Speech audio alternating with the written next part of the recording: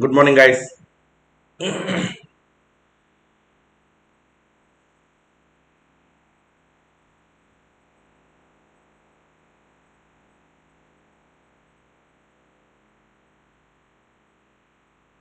morning. Good morning. You able to hear me?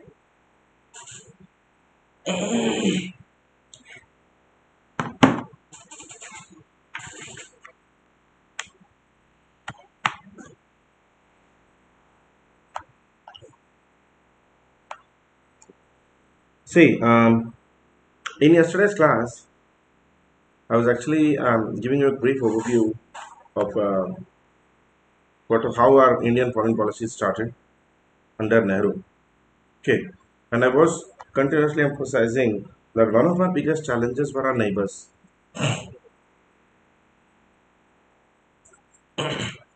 Were our neighbors. See, at the time when India got independence in 1947, we were a very large state. We were one of the most largest democracy in terms of numbers. I mean, we were Ishrat yes कल भी मैंने class लिया था of foreign policy but you can continue this class because we're going to do I mean although it's a continuation it's still pretty much new. Okay, so because we're going to see हमारे neighbors के साथ रिश्ते कैसे थे. I'm going to give a quick overview anyway. Now, when I was telling you about Nehru and the way Nehru actually opined the Indian foreign policy or how he considered Indian foreign policy, Nehru's most important way of handling this was middle path. Now, what do we mean by middle path? While Nehru wanted to be an internationalist, he was a very strong internationalist. He also wanted to uphold and uphold or highlight the sovereignty of the nation.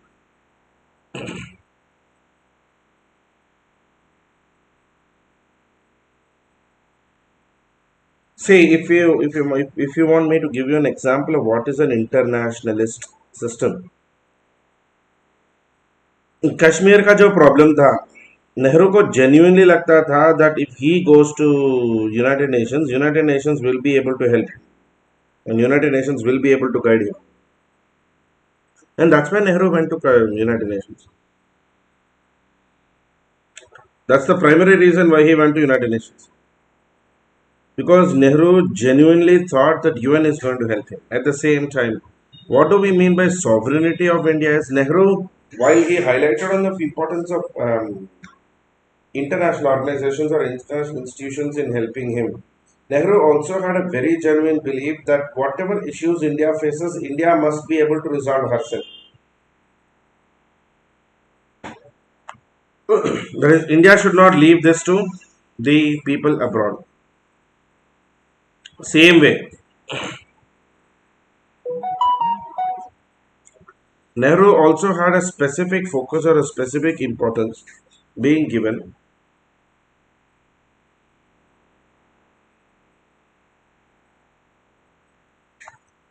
for global issues. Like, for example, decolonization,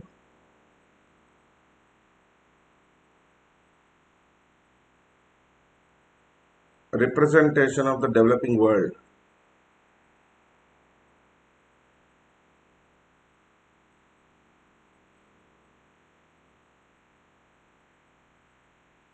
socialism, that is international socialism. These were central to Nehru's foreign policies.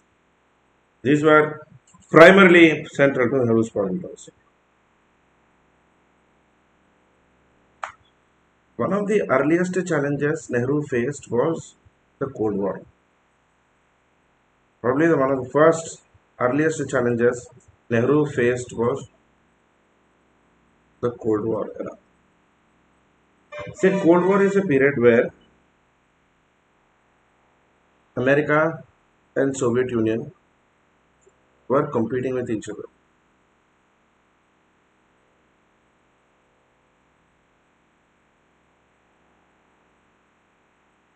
They both were competing for global domination. Now, most of the countries which were coming were newly independent countries.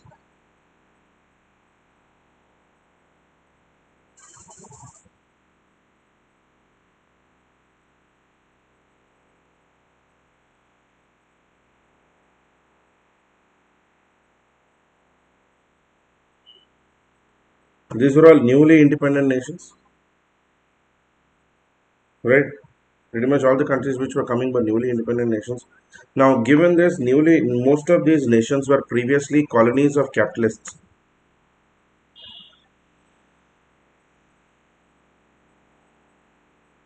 Isn't it expected that most of these countries by default go towards socialism or communism? From Nehru's dimension of global polity, while Nehru himself was a socialist, it would be incorrect to call Nehru an anti capitalist. He was not against capitalism, and this was very reflective in his foreign policy. Like, for example, while Nehru recognized China the communist China as the official China, and Nehru was the first to recognize this. At the same time, he did not reject the right of existence for the state of Taiwan. So while Nehru accepted China, People's Republic of China, which is the communist China, he is not against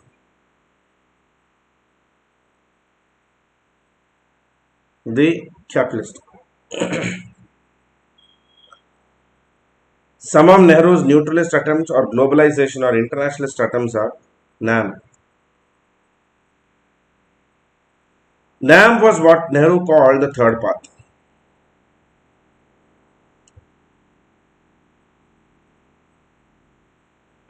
Non-aligned movement. Non-aligned movement basically stood for non-committal politics.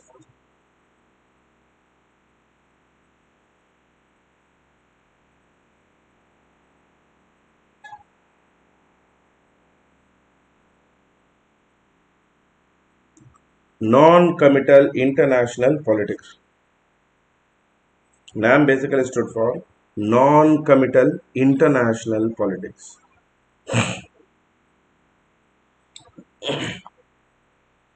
That is, the nations which are members of NAM will be neither capitalist nor communist. They will stay away from both the Cold War blocs. They will stay away from both the Cold War blocs. They will remain non-committed to any attempts of colonizing any of the newly independent states. Along with Nehru, Nehru was actually seen as a global leader by Kwame Nkrumah, Marshal Tito,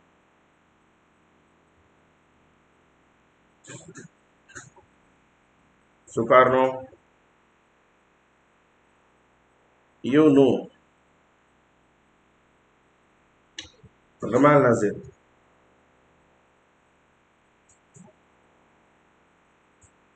Egypt,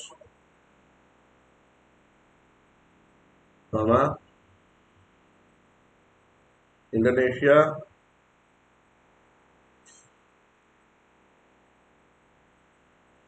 Yugoslavia, Ghana. Yugoslavia and Ghana. These are the founders of NAM. See, the idea of NAM was to ensure global peace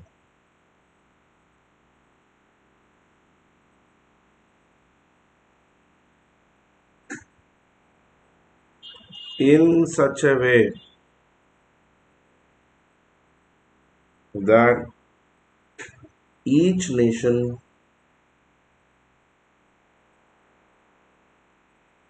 pursues its own interest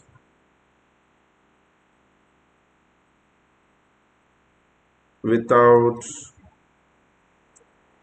disturbing the others. Global peace.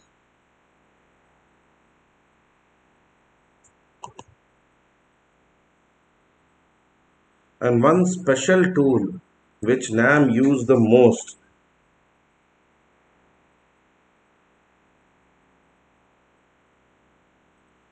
was mutual understanding and support.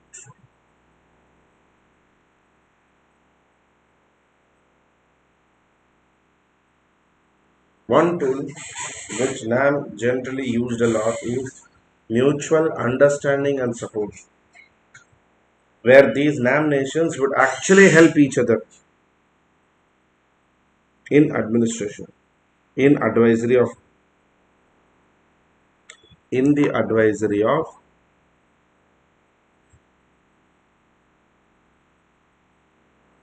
global politics.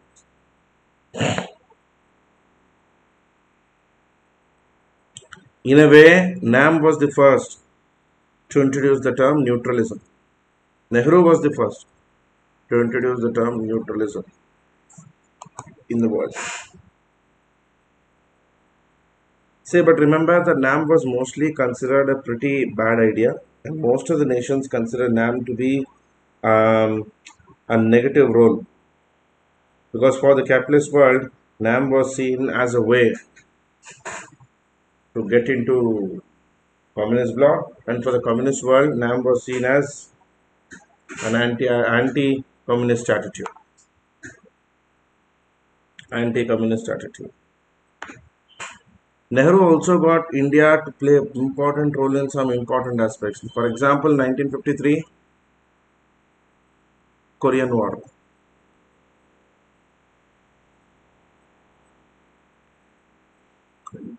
In the Korean War, in the neutral nations,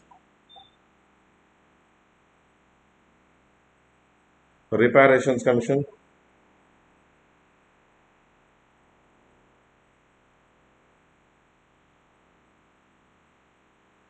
India was a negotiator.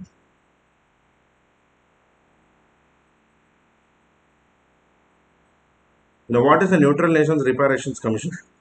This was basically a commission established for exchange of prisoners and communication between the two Koreas and America. North Korea and America particularly, because they both were not in diplomatic terms or diplomatic relations at all, completely no diplomatic relations. So that's the reason. 1953 Korean War, Neutral Nations Reparations Commission, in which India was to be the main negotiator. Also, the policy on Palestine.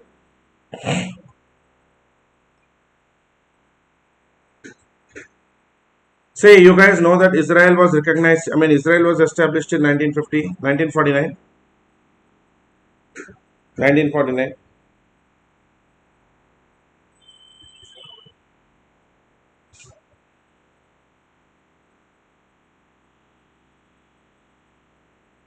Now, creation of Israel was a very complicated situation.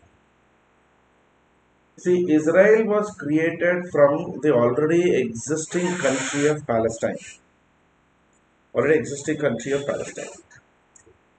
In the Palestinian nation, when Israel was created, or when the Israel resolution was passed, both Gandhi and Nehru opposed it. Even before the resolution, multiple times when the proposal was given that Israel is going to be created, Gandhi was actually against it. Gandhi said you can't create somebody's house by destroying somebody's house. And that was Gandhi's idea that एक का घर बनाने में एक का घर उजाड़ के दूसरे का घर नहीं बनाते. That's not the right way. That's not the fair way. That is not the right way. That is not the fair way. That's what Gandhi stood for. Gandhi said. So we were not in favor of creating of Israel, or we were totally not in favor of creation of Israel. 1949. I mean, Israel was not even recognized by India until 1950. But at the same time, when the 1954 resolution was passed, when a resolution was being introduced to condemn the creation of Israel, India also said that they don't want to be part of a resolution where Israel was being condemned, where a nation is being condemned.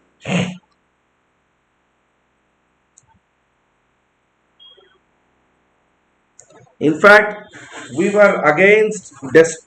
I mean, in a way, we were actually against this idea. While we were not in completely favor of creation of Israel, at the same time, we were not going to come all the way to condemn the creation of Israel. I mean, we are not going to do this or that. Typical of Nehru. Not going to condemn the creation of Israel, not going to approve the creation of Israel in full. Typical of the Nehru's neutralism. It is a typical of Nehru's neutralism. Finally, Nehru's biggest challenge came with his neighbors. While one of the biggest critiques about Nehru is, while he was an internationalist and globalist and all that, it is believed he didn't take his neighbors seriously.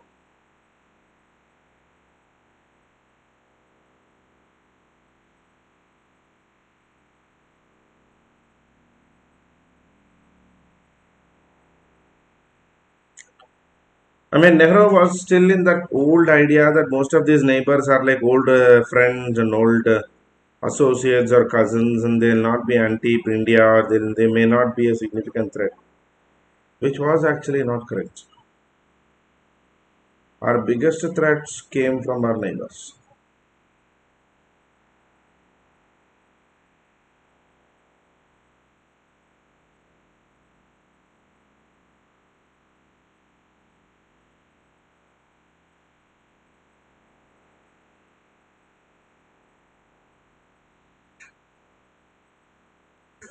See, this was Pak.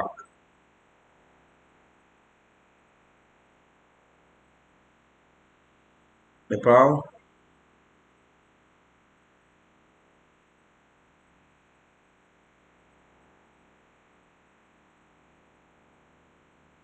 East Pakistan or Bangladesh, Sri Lanka,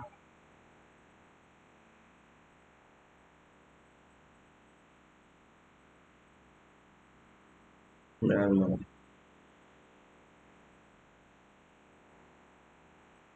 China, Tibet.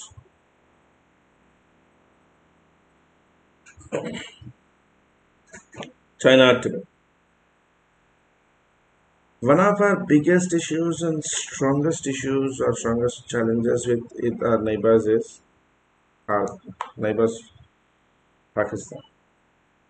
You know, there is a famous slogan or famous quote where they say, you can choose your friends, not your neighbors.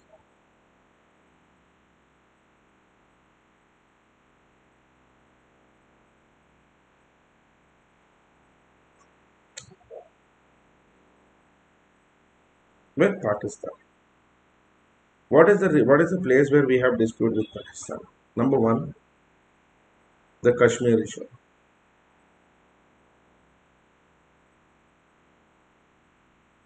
Two, Sir Creek issue.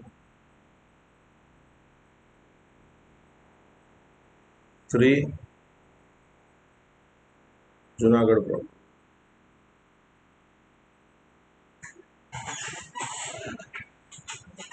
Although Sir Creek and Junagadh issue are now a bygone cases, I mean they've been resolved for full. And Junagadh issue and Sir Creek issue is completely resolved. There's nothing Pakistan can do about this. It's a completely resolved case. There is nothing Pakistan can do. There is nothing Pakistan can protest about. Absolutely out of context for Pakistan anymore. From now on. Kashmir issue and the Junagadh issue is finished.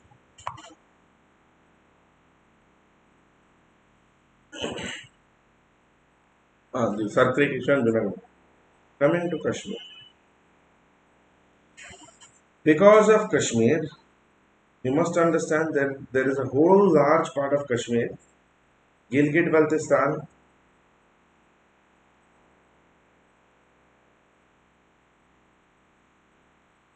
and Muzaffarabad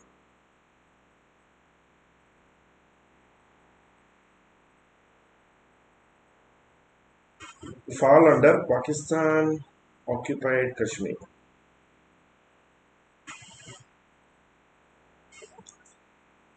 Jammu and Kashmir is the Indian state.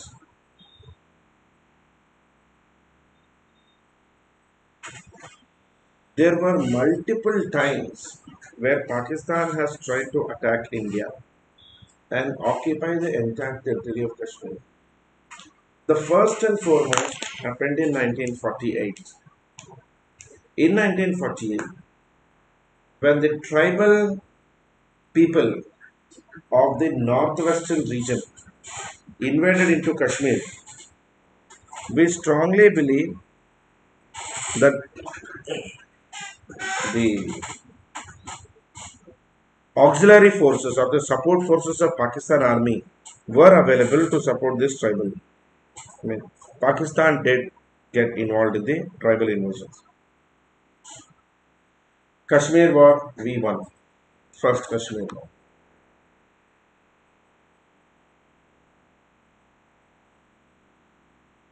1948, first Kashmir, India. Then in 1965, Pakistan launched Operation Gibraltar.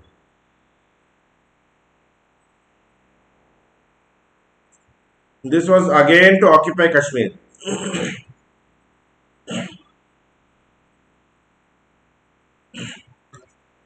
This battle actually went in neutrality since we signed the Treaty of Tashkent or Tashkent Agreement.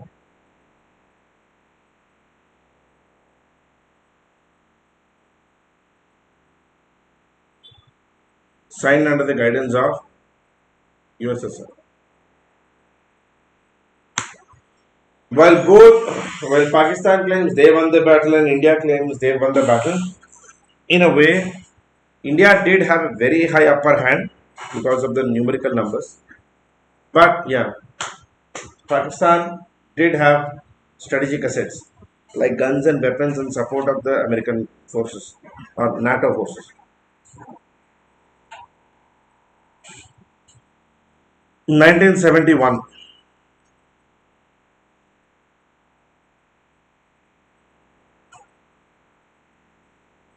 Indo-Bangla War, Bangla Liberation War. 40 years this year, no?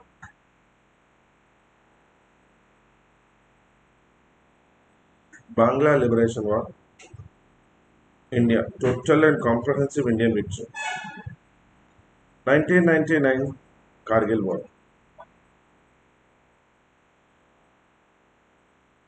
Total and comprehensive Indian victory.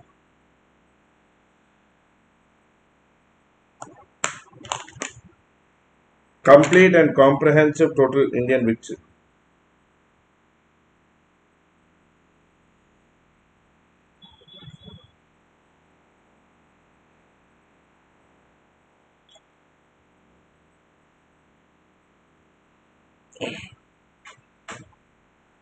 The 48 Kashmir War, the 1948 Kashmir War, was not really a war which we would have really won. Actually, I mean, we didn't really have the numbers, but there was more opposition to this war from the Pakistan side, from the Pakistan army, not ours. The 1948 war. In fact, after this war,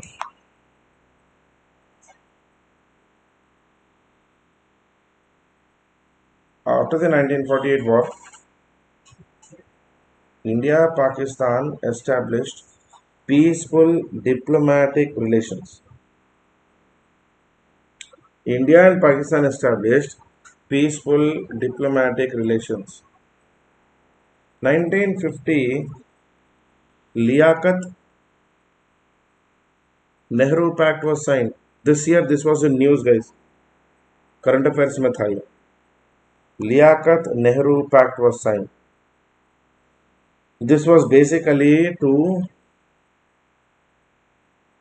allow refugees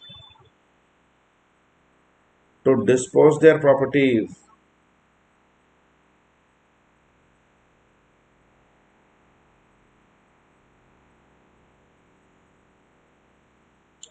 or return their looted properties.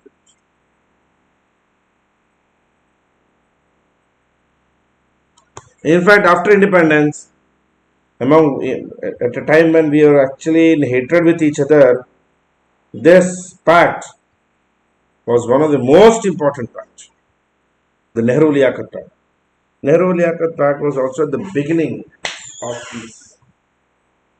As continuation of this was the Indus Water Treaty,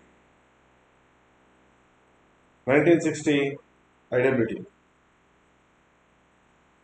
This was actually a treaty signed between Government of India and Government of Pakistan, basically represented by their engineers, by their water engineers, not by their politicians.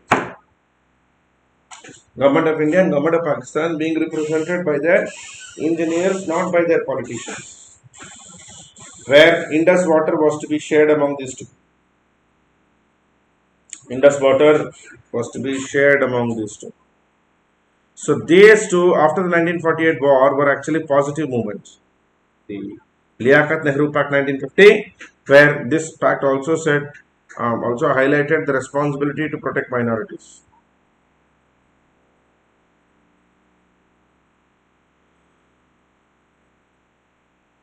The responsibility of the forces to protect minorities.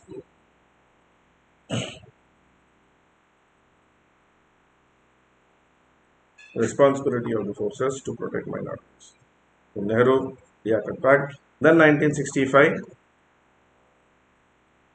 Operation Gibraltar.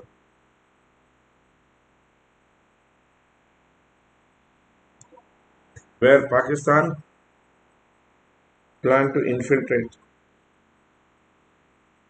forces into Jammu and Kashmir.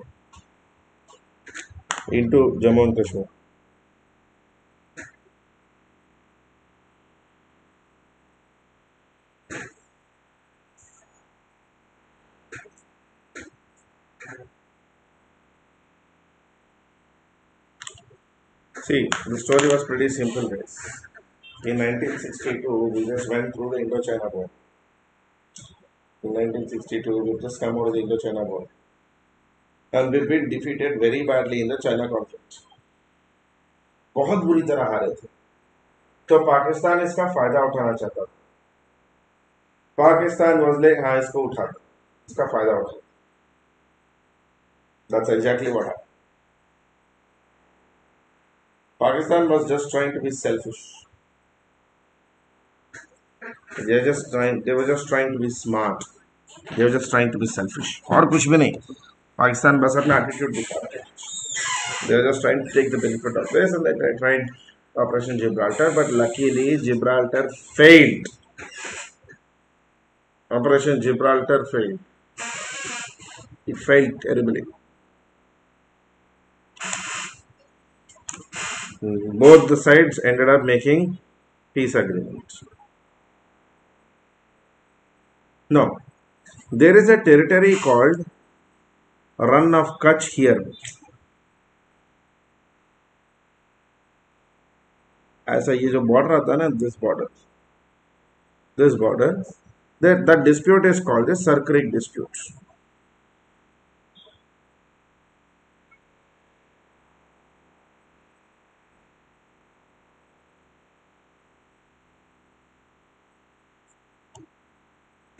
See, the problem is Sir Creek is like a run. And international says, I mean, look, Sir Creek runs like this: Pakistan, India. Pakistan says, since this is land,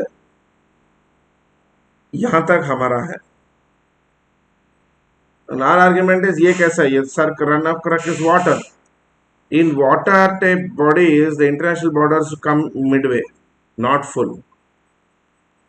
In water bodies, international borders come midway, not full.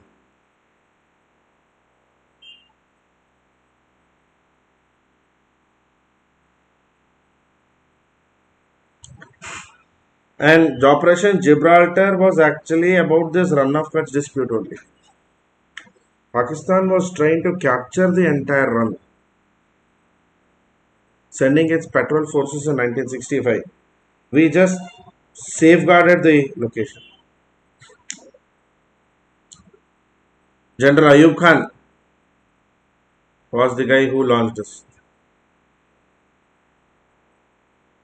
Then came 1971. See, the logic was pretty simple for the 1971 war.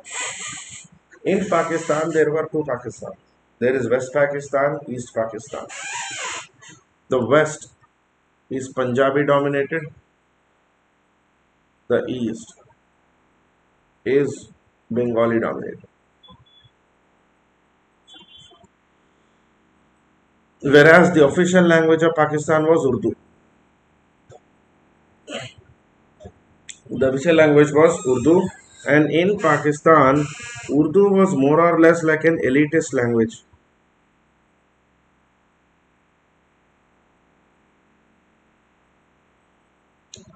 Urdu was like an elitist language, the language of the educated, the language of the smart, the language of the worthy.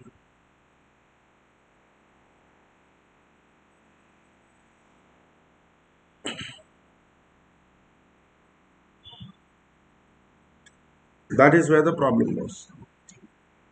So, by 1970, the linguistic dispute between Pakistani, Urdu, Punjabi speaking West to the Bengali speaking East was very clear, very evident.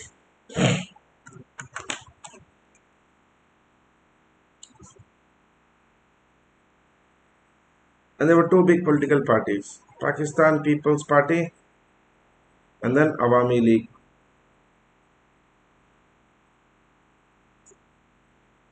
Awami League in East Pakistan.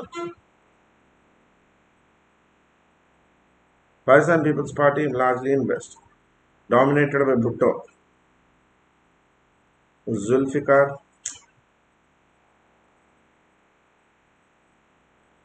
Ali Bhutto. East Pakistan dominated by, the leader is Sheikh Mujib.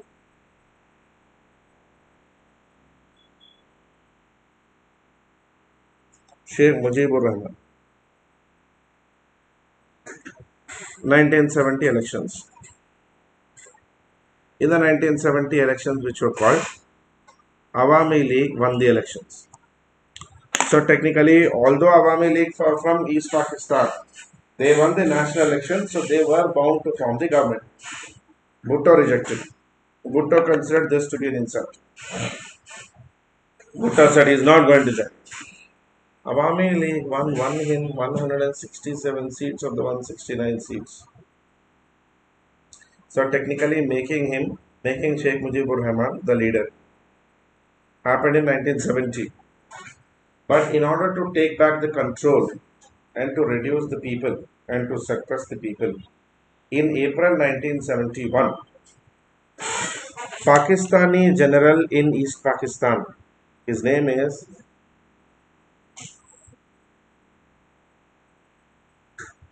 General Tikka Khan.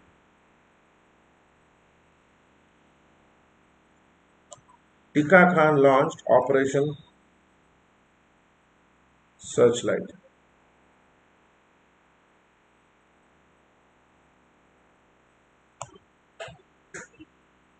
Operation Searchlight.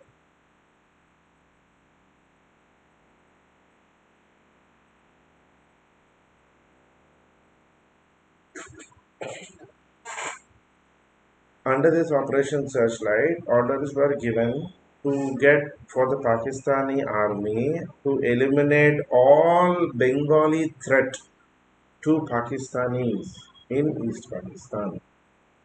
Although ये सुनने में इसमें sound like is being very dignified, the actual plan was to kill. The Pakistani army entered the University of Dhaka, attacked the people, killed all the professors of Dhaka University. Doctors, lawyers, educated professionals, whoever was a Bengali was killed. In fact, according to live witness accounts of the period, Pakistan army even created a policy where they are going to rape the women so that the next generation who are born are not Bengali by birth. I mean, no civilized educated army ever does this to another civilized educated people. They don't even do this to barbarians. Tikka Khan, N.A.K. Niazi, General Ayub Khan, Yahya Khan must be condemned for what they've done.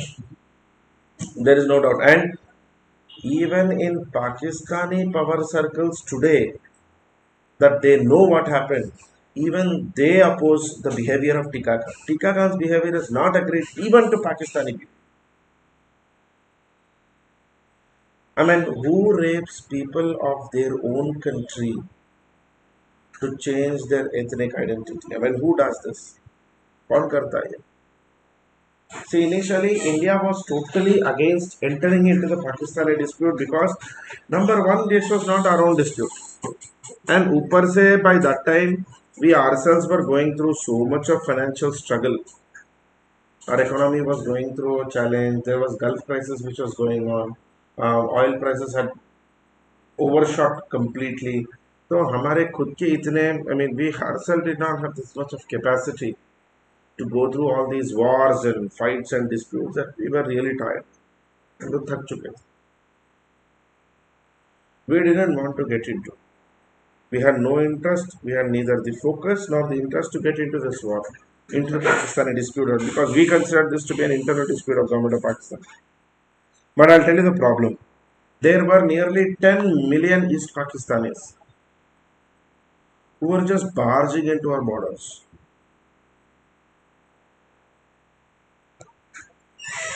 And at one point, in many villages, the problem was most of these villages are Bengali villages.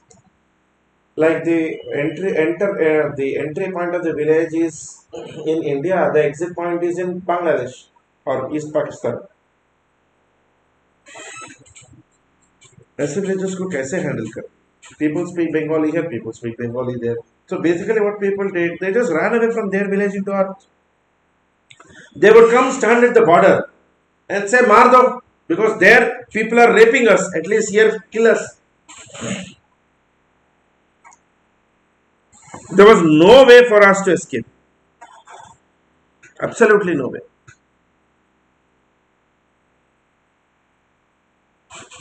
So, East Pakistan people formed Mukti Bahini.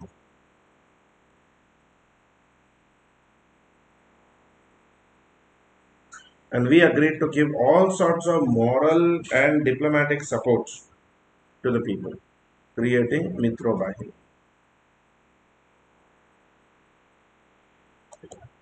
We supported the Pakistani army, the East Pakistan people. And here also Pakistan did a blunder. In December 1971, in order to eliminate India or eliminate India's role in Bangladesh or East Pakistan, Pakistan attacked us on the west coast, on the west, triggering the war. Like they attacked us near Rajasthan, Punjab, Battle of Longewala. Jabki fight was happening in East Bangladesh. It was really dumb on the side of Pakistan to do that. There's no other way. कोई उपाय नहीं था. We launched the war, and within a week, within 11 days actually, Entire East Pakistan forces surrendered.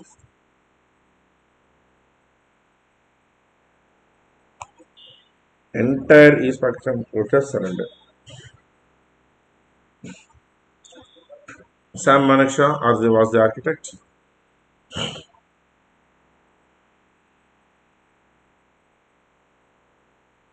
the main architect of this entire thing. And Shimla Agreement was signed.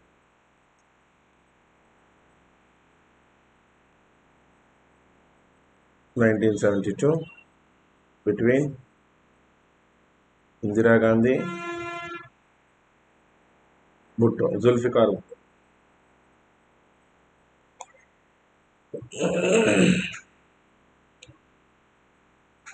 In this battle, India gave back the 14,000 square kilometers which we had conquered from the Pakistani forces. The 70 and the 14,000 forces which we had given to Pakistani forces. We have taken from Pakistan back to Pakistani forces. Also, Pakistan gave an explicit agreement that henceforth, if there was going to be any dispute ever, then both India and Pakistan shall resolve this dispute on mutually agreed terms. On purely mutually agreed terms.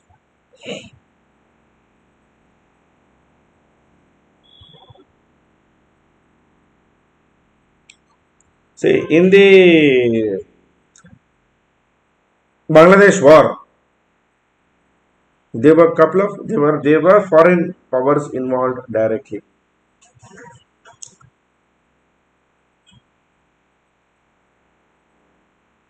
America was supporting Pakistanis. America was purely supporting Pakistanis.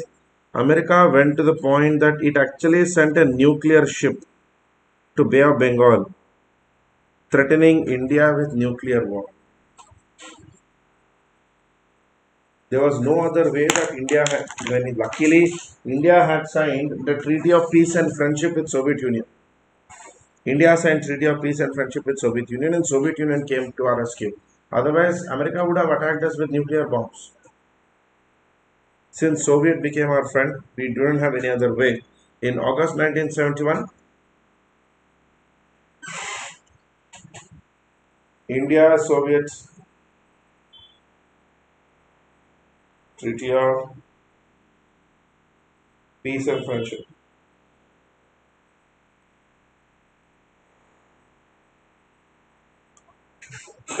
India Soviet Treaty of Peace and Friendship, it actually saved us the humiliation. It actually saved us the humiliation. Otherwise, we would have been defeated.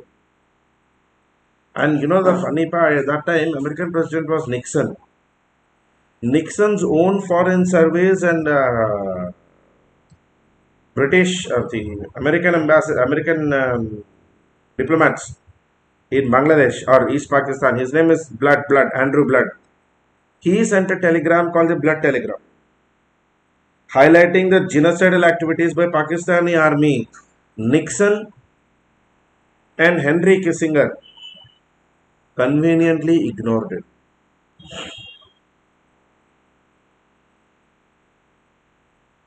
In fact, on many diplomatic cables, they've abused Indira Gandhi and Indians. I mean, they've used very bad words for Indira Gandhi.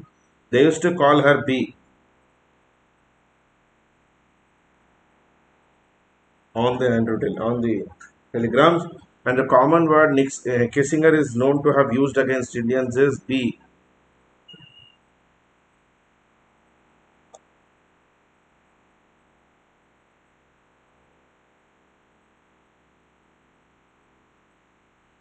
Nixon used to say Indira Gandhi is a, and all Indians are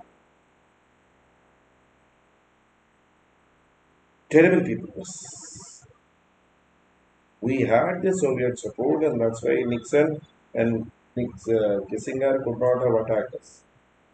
because probably they thought Pakistan is not worth it. I mean, they don't really thought, na, Pakistan is not worth it.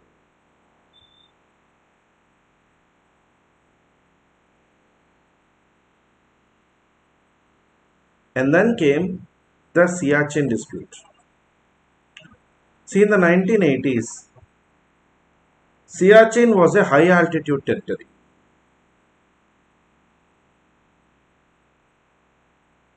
Where the the conventional agreement was that during winters, both India and Pakistan withdraw their forces to the lower altitudes.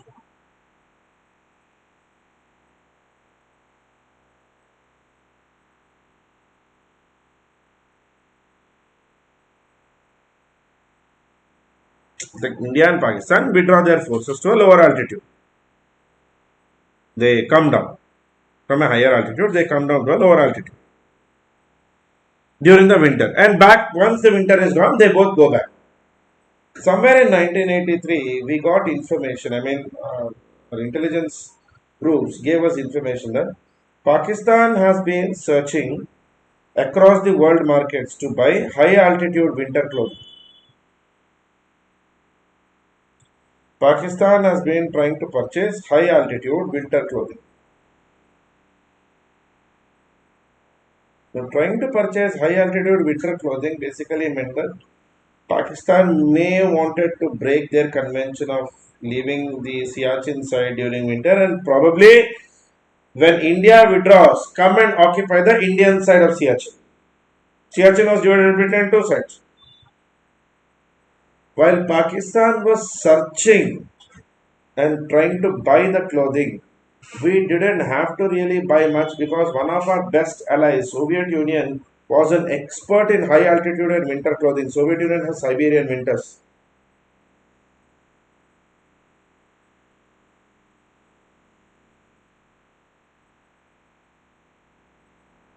So India got the first month's advantage. Before Pakistan could come and occupy the throne, occupy Siachen, we took it. In 1999, Pakistan tried to repeat the same as Kargil dispute. What Pakistan did in 1999 is the Kargil dispute.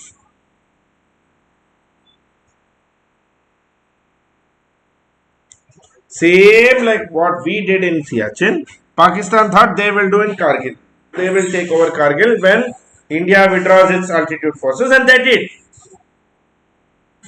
But however, we were successful in eliminating Pakistani threats. It is believed that after 1999 war, one thing was very clear, even for the Pakistani forces. They can't defeat India in conventional war.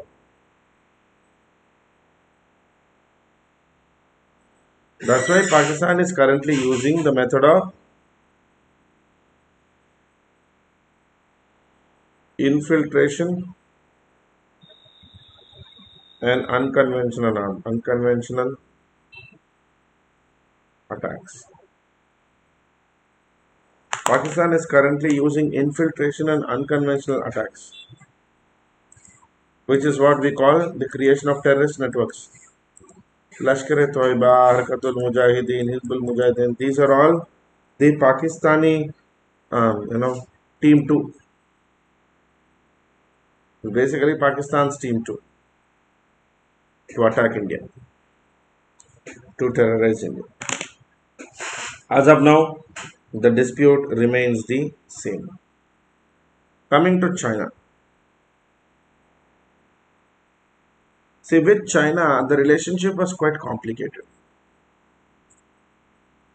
Nehru believed very clearly from 1947 about the idea called Resurgent Asia.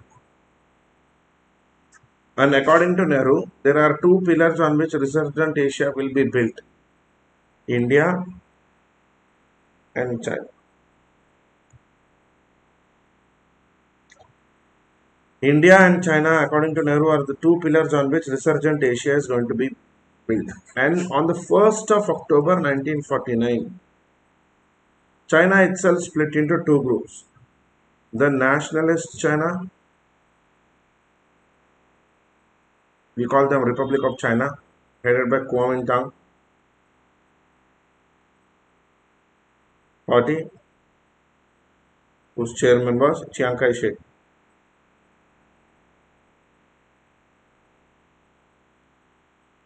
And then the Communist China, also called People's Republic of China, headed by Communist Party of China, whose in charge is Mao.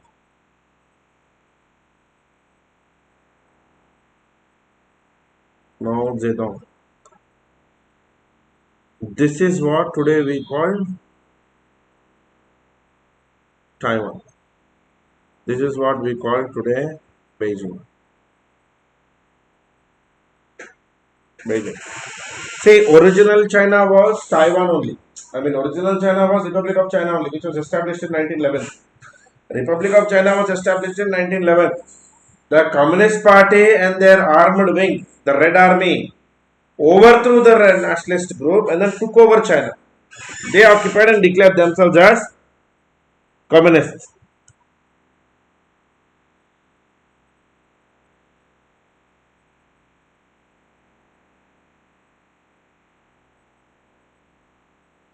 And India was the first nation to recognize PRC as official China and not Taiwan.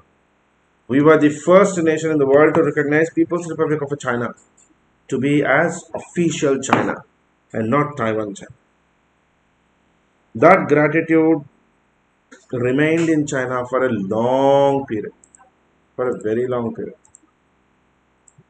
And in order to help Chinese, India also played very important role. Now our relationship between each other started to come to complications with the issue of Tibet.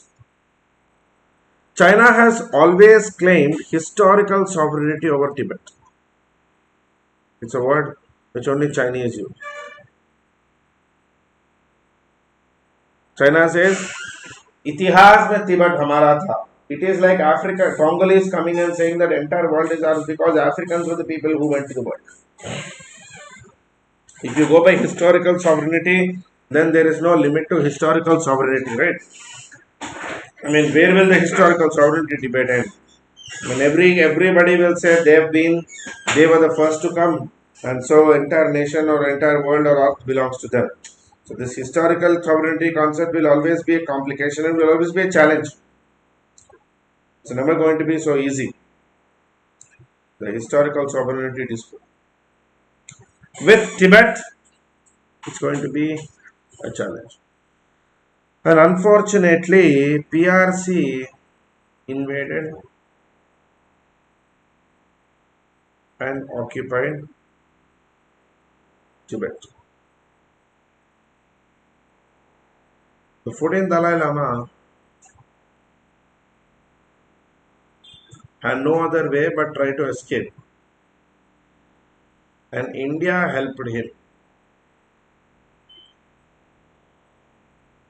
in escape, and Dalai Lama was brought to India.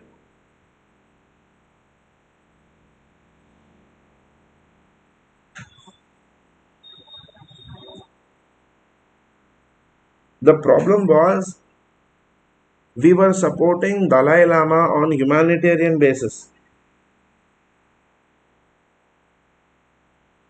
We were supporting Dalai Lama on humanitarian basis, but many in China were considering this to be India's unwanted interference in the administration of China.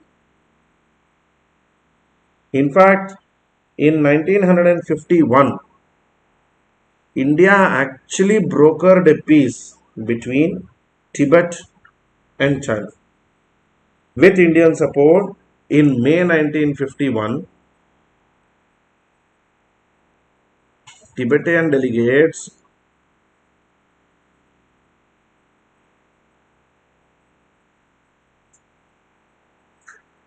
recognized PRC's sovereignty over Tibet. In fact, we helped in negotiation of this. There, Tibetan people or the Tibetan government representatives agreed uh, the sovereignty of People's Republic of China over Tibet. They agreed to this. They agreed to this. But things started to get very complicated. However, in between with China, we signed the Panchashil agreement just to make sure our relationship doesn't become complicated. Panchashil. Panchashil was to be the main, you can say, principal doctrine on which India and India and China were going to run their nations or run their details or run their administration on each other. Panchashil was based on 5 principles, and eventually Panchashil also became the rule on which India-China relationships marked, and as such, as of today, guys, India's most of the foreign relations are basically also based on Panchashil agreement. We still follow the 5 Panchashil agreements. Number 1, mutual respect for territorial integrity and sovereignty. Mutual non-aggression.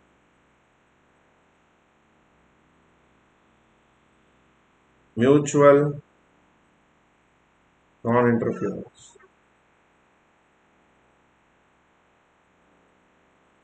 Equality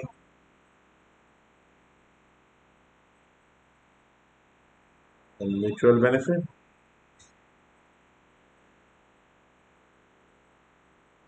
Peaceful coexistence. Peaceful coexistence. The 5 rules of Panchashil: mutual respect for territorial integrity and sovereignty of each other. I mean, countries will recognize this. India and Pakistan will recognize this. Mutual agreement of each other. I mean, they will mutual agreement of non-aggression against each other. I mean, they will not attack each other under any circumstances or under any case. Mutual non-interference, that is, each nation, neither India nor China, will interfere in the internal politics of each other. Mutual and equal benefits. I mean, both of them will be beneficial to each other, and peaceful coexistence of each other. I mean, they will not disturb the existence of each other. The Panchashil agreement was a big move forward in terms of our internal policies and in terms of our foreign policy. Actually, it was the Panchashil agreement signing ceremony where we use the famous word Hindi Chini Bhai Bhai.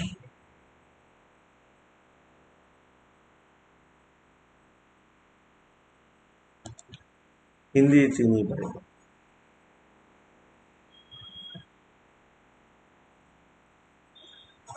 See, by putting Panchashil, we actually tried to put a psychological barrier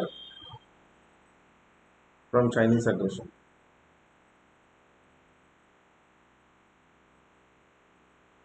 I mean, we gave ourselves a psychological protection from any future Chinese threat as kind of psychological protection.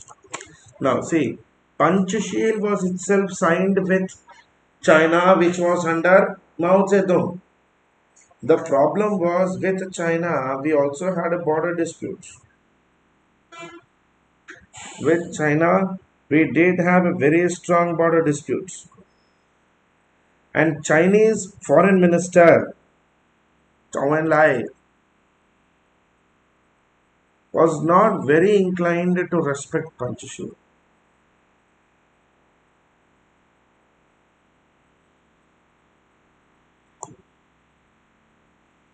And especially the border between India and China came with a lot of disputes.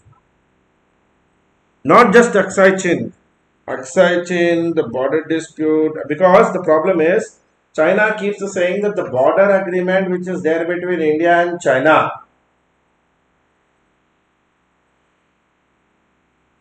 this McMahon line, is a border between Tibetan government and Indian government which we don't recognize.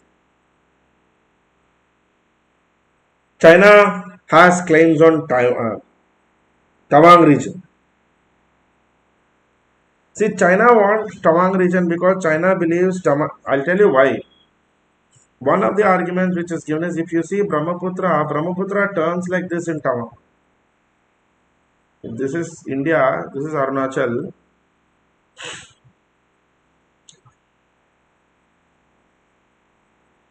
River neck. Strategic asset.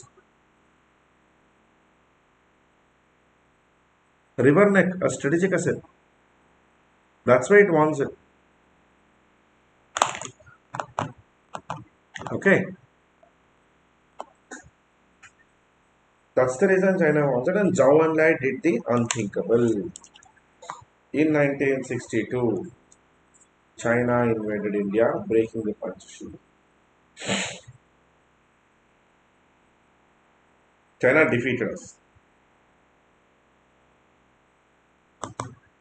And after this, the relationship between India and China has always been a sour relationship. We lost trust on China. Bharosa out gaya. And as of today, we don't trust Chinese anymore. That sense of doubt and sense of suspicion remains in full. We'll continue this class tomorrow, and tomorrow we will see Neighbours Part 2. That is Sri Lanka, Burma, Nepal, Bhutan. Okay? I'll see you tomorrow, guys. You have a nice day. Bye-bye.